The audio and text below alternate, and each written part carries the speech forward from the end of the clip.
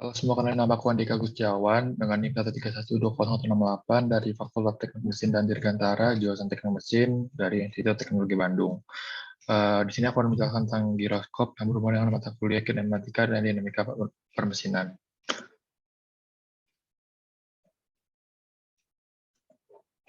Oke, selanjutnya aku akan menjelaskan tentang pertama itu apa itu giroskop. Giroskop itu berasal dari kelas mekanika giroskop dari bahasa Yunani Kino. Terus giroskop itu pengertiannya merupakan satu perangkat yang dipasang pada frame dan bisa mendeteksi kecepatan sudut jika frame tersebut berputar. Dengan kata lain, giroskop ini adalah alat sensor yang dipakai untuk melacak rotasi atau perputaran suatu perangkat berdasarkan gerakan. Jadi giroskop juga bisa disebut perangkat yang dipakai untuk mempertahankan orientasi dari sebuah sudut agar tetap stabil. Giroskop memiliki banyak kelas sesuai dengan prinsip operasi dan teknologi yang ada.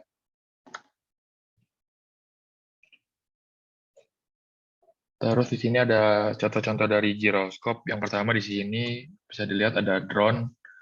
Yang kedua di sini ada virtual reality. Terus yang ketiga ini penerapannya di Google Sky Map. Nanti penerapannya bakal aku bahas di selanjutnya. Oke, yang pertama di sini ada terus selanjutnya ada prinsip mekanis dari giroskop itu sendiri. Giroskop ini bekerja dengan mengandalkan perputaran pada massa yang terisolasi yang posisi sudutnya konstan. Kemudian massa yang terisolasi ini cenderung mempertahankan posisi sudutnya.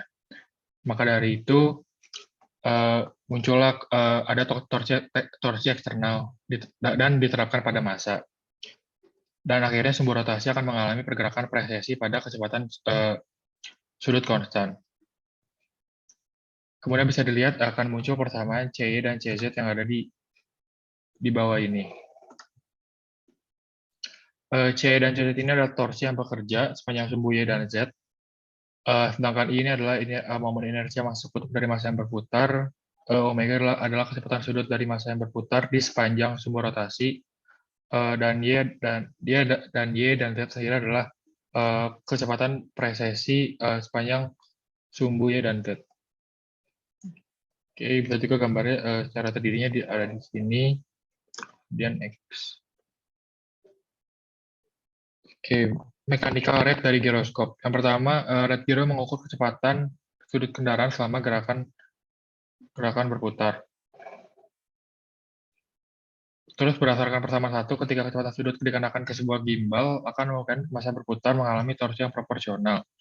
Torsi yang proporsional ini akan muncul di sepanjang arah yang tegak lurus terhadap kecepatan sudut dikenakan.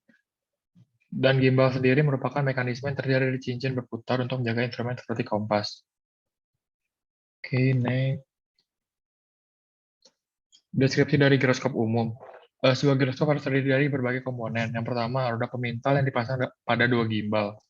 Dengan roda pemintal, hal ini memungkinkan menjalani gerakan presesi di sepanjang dua arah tegak lurus. Kemudian yang kedua, di sini ada rangka kaku dengan bearing yang berputar. Komponen mekanis yang bergerak relatif mengalami gesekan, yang pada gilirannya menyebabkan penyimpangan pengukuran dari waktu ke waktu.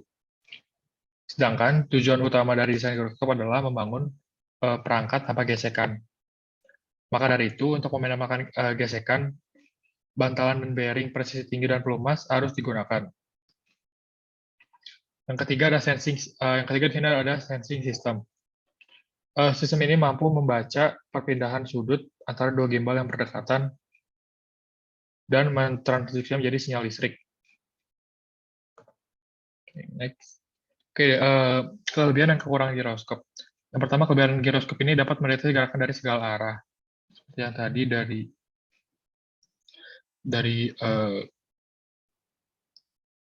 dari giroskop itu sendiri, hasil gambar yang dihasilkan tidak patah-patah seperti akselerometer. Terus yang ketiga, tidak dipengaruhi gravitasi. Yang kedua, kekurangan giroskop ini harganya cukup mahal dan hanya dapat digunakan jika ada akselerator.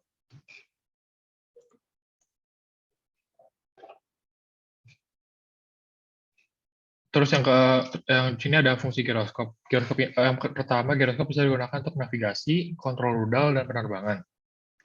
Pada smartphone, giroskop bisa memberikan informasi orientasi dengan presisi sampai 360 derajat, seperti kita memutar rotasi HP kita, di mana gambar itu terputar. Yang ketiga, giroskop ini bisa diterapkan pada game. Terus yang di sini aku mau bahas pengaplikasian giroskop yang tadi aku tunjukin di slide kedua. Yang pertama, pesawat tanpa awak atau drone.